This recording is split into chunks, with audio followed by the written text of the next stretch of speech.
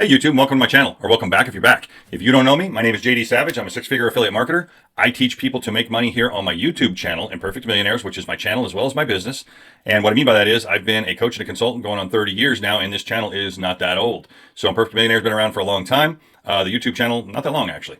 But what I'm here to talk about today specifically isn't necessarily affiliate marketing, it's money, right? It's what I call a poverty trap. And these are 5 lessons that I've learned the hard way throughout my life, and I'm here to share with you. So hopefully you can avoid some of these, or maybe you've already experienced them, and I can tell you that I experienced them more than once.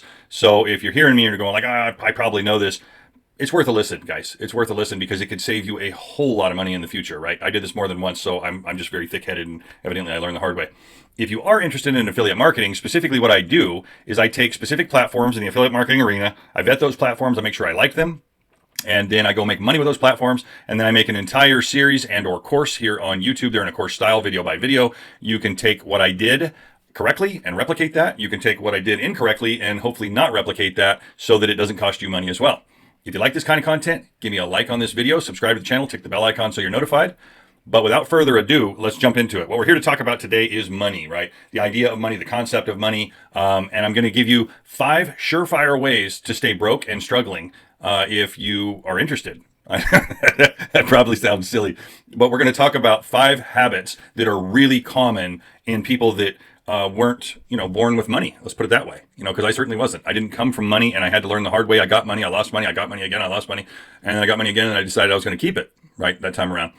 But I can tell you that I prefer to have it versus not have it. Do I think money is everything? Absolutely not. Do I think it's important if you want to buy something? 100%. The society we live in, it's important.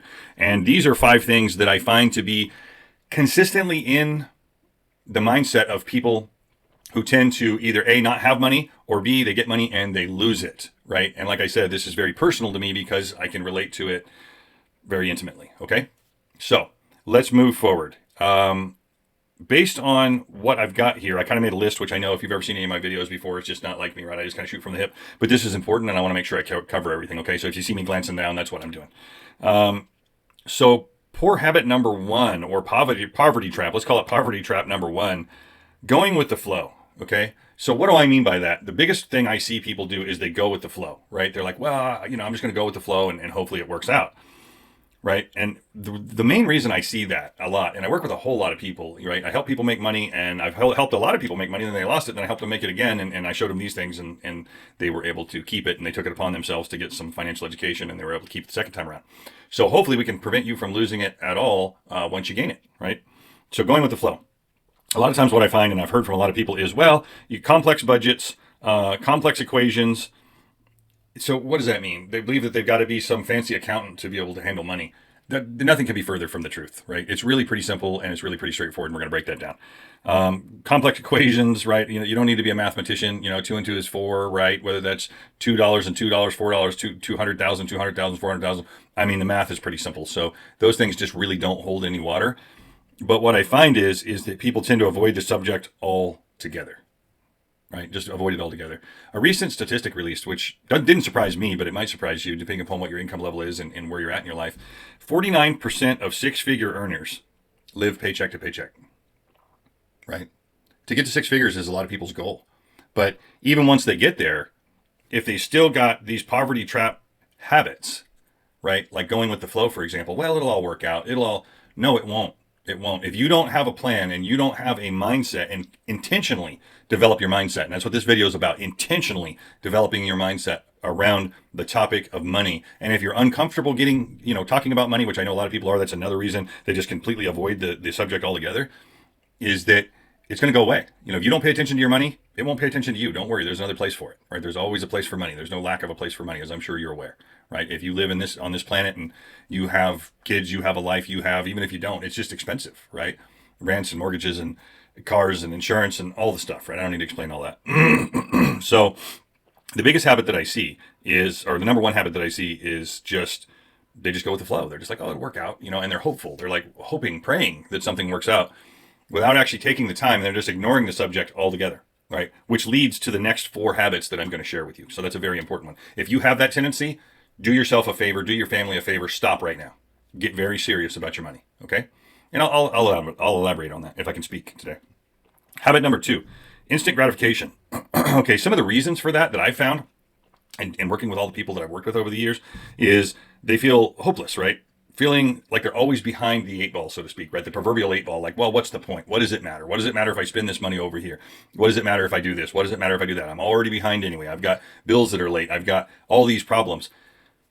By ignoring it and just seeking instant gratification to make you feel better because you feel like your circumstances aren't what you want them to be, this is probably obvious, but you're just perpetuating that cycle, right? You're just perpetuating that cycle. Every bad decision that you make, right? And I will say this, guys, just to clarify, I probably should have clarified this at the beginning. My overall feeling on this, and it's just my opinion, but I think 50% of it roughly is, circumstance and situation, and 50% of it really is just bad choices, right? So here's my question. Here's part of the equation. If you can't do anything immediately about the circumstances or where you were born or the environment that you were raised in, right? You can do something about that, but maybe not right away. But you can take that other 50% and make good choices, okay? It's probably something I should clarify at the beginning. I apologize. But really, if you think about it from that standpoint, if you're not in control of this 50% right away, you can ultimately, but you can control your choices immediately, okay? And that's what I'm hoping to talk you into today, is controlling your choices immediately if you find yourself in this situation where you're always chasing the eight ball and you're behind financially, okay? Because that can be corrected. So the next reason is they feel deserving, right? Like, well, God, I work 2 jobs and I push and I go and I grind and I deserve this. I deserve this. And I don't disagree with that people deserve nice things, that people deserve a little shot in the arm, that they deserve a new pair of shoes, that they deserve, a new car or whatever. But there's a time and a place for that, right? My basic rule with that is if I can't buy it with cash comfortably and not stress about it, I'm not going to buy it, right? I mean, unless it's just absolutely a necessity and it's life or death or something, then sure, you do what you got to do. But when it boils down to a want, right, really start thinking about this. And this is something I would suggest for everybody. Take out a pen and paper, go through your basic stuff, and you don't have to get all elaborate about it. But wants and needs. What's really a need and what's really a want. And that will help you to distinguish when you're making a decision, is it a want or a need, right? And that leads me to my next one here, is feeling desperate to feel something, right? This is something that I come across, I should say, a lot with people, is the desire to just feel something, right? They just want to feel something. Like that new pair of shoes gives them that temporary dopamine shot for just a little bit, or that ridiculously priced cup of coffee, or whatever that is, right? And I'm not nitpicking here, guys, but look, if you're struggling financially and you're spending $5 to $10 a day on fancy coffee, probably not your best choice, right? So what I'm here to do is just get really real. I'm not here to tell anybody what to do. I am trying to share with you, if you find yourself in financial hardship or you find yourself kind of paycheck to paycheck and you want to fix that, if you listen to me here, these things will fix that, right? Provided you take that money saved and you put it towards something that will gain you, and we'll get there, okay? So the result of all of that, right? The result of the first two is it just keeps you struggling, right? It's a never-ending cycle, just a never-ending cycle, all right? So let's see, number 3 is rationalizing waste. Now, what do I mean by that? Similar to the last one, except people tend to rationalize things, right? They're like, well, it's no big deal. Okay, how many apps might be on your phone, right? Maybe none. Maybe you keep that clean, but most people don't. They've got $20 here and $30 there and $40 there, right? Rationalizing waste. Something as simple as buying milk at the convenience store all the time because you don't remember to buy it at the grocery store because you weren't prepared with a list when you went there, right? Doesn't sound like a big deal. It's probably not. But the difference, if you look at it, I saw a little chart once and it was somewhere around $150 a year just because you buy milk at the convenience store, right? Cell phone bills, right? That's a big one for a lot of people. I know people that can't hardly feed their kids and they have $350 a month in internet and cell phone bills. To me, that is just insane, right? Now, maybe $350 a month isn't a lot of money to you, and maybe you're like, oh, well, what are you talking about? That's nothing. Okay, great. If that's your situation, fine. But that is not the situation for a lot of people that are starting out and trying to build something. $350 a month represents quite a bit of money to them. And it's just going out the window in services that they don't even really utilize. Could that be minimalized, right? Here's what I found. I've gone over a lot of budgets with a lot of people. Depending upon their pay schedule and how much money they actually make, I've never, ever not been able to find at least $100 to $150 monthly wasted, right? Maybe that's not a lot of money to you. I understand that. To me, that doesn't sound like a lot of money either, but I can tell you, I can remember times when that sounded like a lot of money. And here's what I would encourage you to do. Really get very real with yourself with that list that I suggested of needs and wants, right? And really take a look at it. Because see, I hear that. I do affiliate marketing all the time, and I talk to people all the time. They're like, well, I don't know where I could ever come up with, for example, HBA, right? $150 a month. That's HBA premium and that's HBA. You go out, you go to work, you can make a ton of money with just that. You don't need to do any of the others, just do that. You can make a pile of money. It's been proven over and over and over. I've shown examples on this channel of that, right? But people say, oh, I don't know where I could. And immediately, if they just take a look at their budget, it's right there, right? It's at Starbucks. It's at the convenience store instead. It's at the McDonald's drive-thru. It's spread all over the place is where it is. And usually there's 2 to 3 times that. $150 a month isn't hard to find in a budget. It's really not. But it's about a mindset, right? So that brings me to my next one is, the idea of rationalizing waste. Well, first, let me finish that. The idea of rationalizing waste, all it really does is it just costs you, right? So why do we do that? And what am I talking about? Spending money on irrational things that do not add value to your life, right? That's what I mean in summary of rationalizing waste, right? Like, well, it's no big deal. I'm just going to pop in here. Well, it's no big deal. Okay, well, do yourself a favor. Just start keeping all of your receipts, every single receipt that you have for 30 days, for 60 days, and then add those receipts up and really take a look at them. Take a look at your bank account. A lot of people never even want to look at their bank account. And when they do, they find out there's $20 on this app that they forgot about monthly. There's $10 over here. There's $7 over here. There's $30 over here.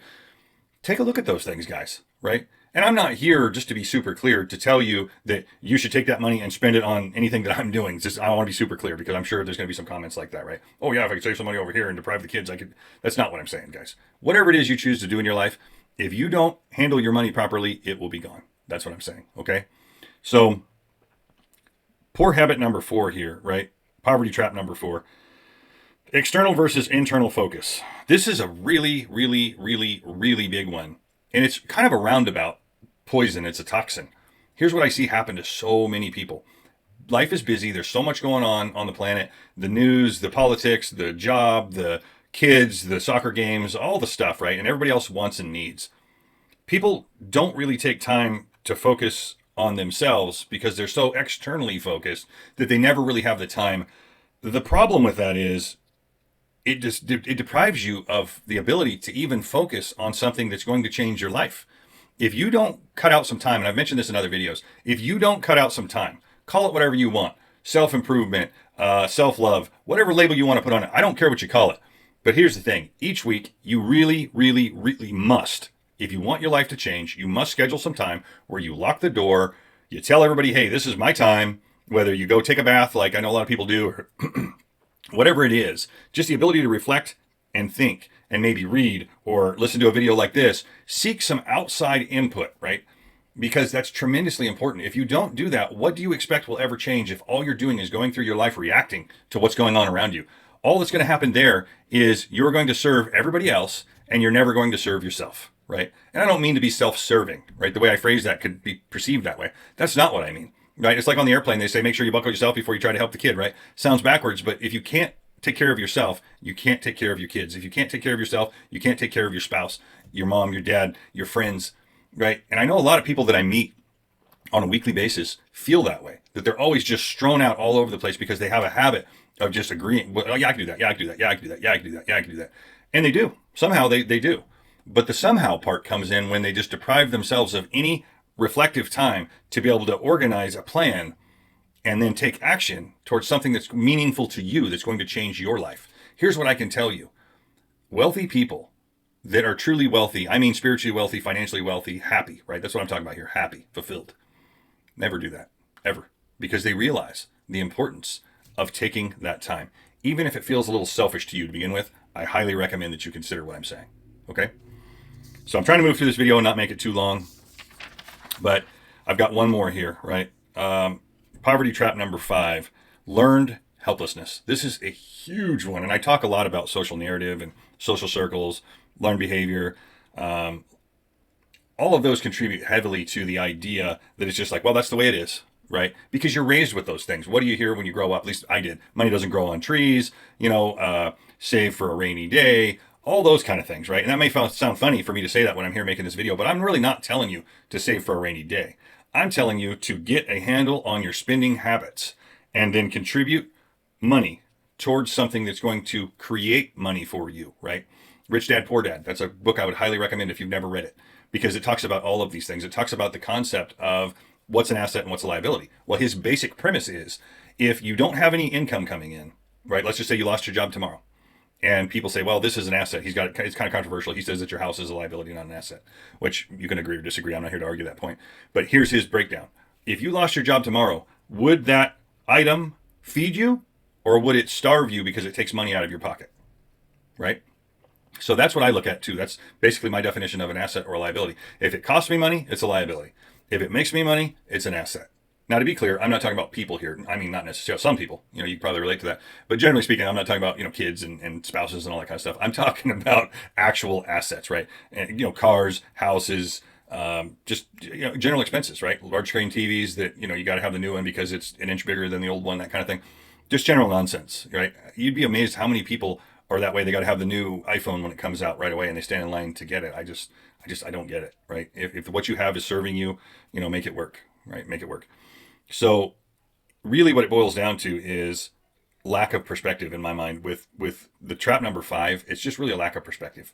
Okay. So if you have this sense that it's just how it is, that's the way it's going to be, that's the way my family is, that's the way the town is that I live in, then what you're going to have to do, if that's true, and if that's true of your circle of friends, is you're going to have to make some new friends. You're going to have to get out and make some new circles. Go join my Facebook group. You won't find that there. It's right here. Click here. It's a private Facebook group. Fill out the little thing. Jump in. You're not going to find people that aren't supportive. You're not going to find people that won't try to help you resolve an issue if you're having an issue or find a solution to a problem that you have, because that's what they're there for, right? That's why they're here. That's why we're all here together trying to build something more, trying to have a life of choice, not a life of settling, if that makes sense, okay?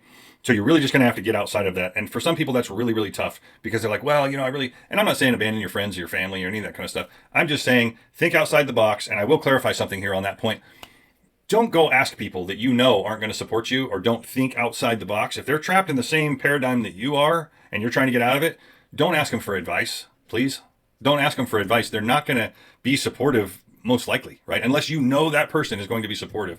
Don't even bother talking to them because their paradigm tells them that that's the way it is. That's the way my family is. That's the way my town is. That's the way whatever my environment is, right? And so you got to get outside of that circle. So look for perspective.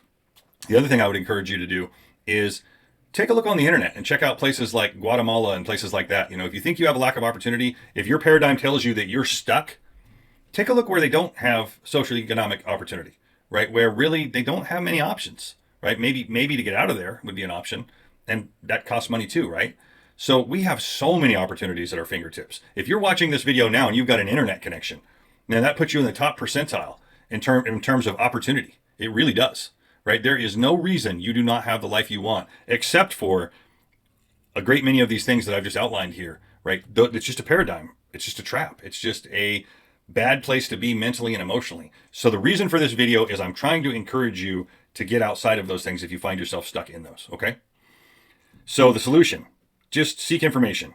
Challenge the social norms. I don't know why I can't speak today. Challenge the social norms, right? If you find yourself in a habitual pattern, do what I suggested. Start keeping your receipts for a month. I mean, don't change anything. Don't listen to me. Who am I? I'm just a guy on the internet with an opinion, right?